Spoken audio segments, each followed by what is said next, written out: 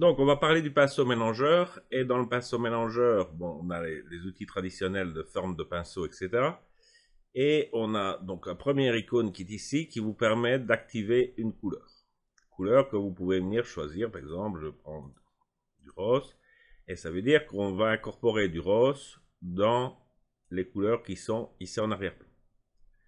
La charge que vous mettez ici veut dire la quantité de rose qu'on va mettre dans le mélange.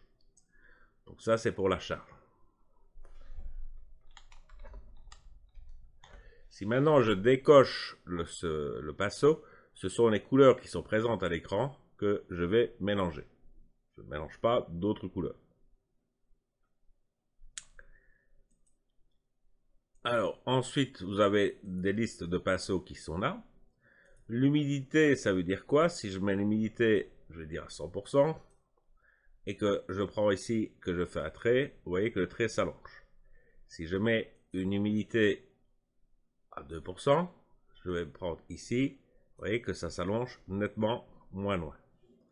Donc c'est ça l'humidité qui change, donc c'est le transfert de couleur d'une position vers une autre. La charge, on l'a expliqué. Le mélange, c'est comment le mélange se fait.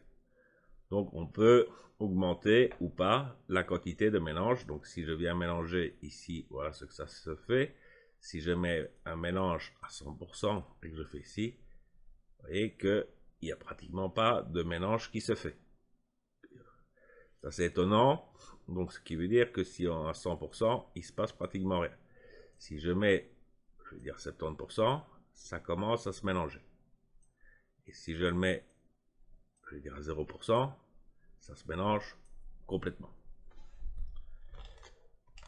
Donc c'est la méthode que le mélange se fait.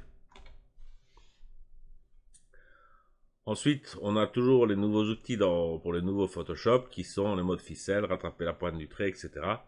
Et on peut absolument tout décocher si vous ne voulez avoir aucune de ces nouveautés, c'est-à-dire que le trait vous indique dans quel sens on le fait. Donc ça c'est pour l'outil pinceau mélangeur. Son intérêt donc c'est pour mélanger les couleurs et on va s'en servir quand je vais expliquer comment essayer d'enlever les défauts sur un portrait.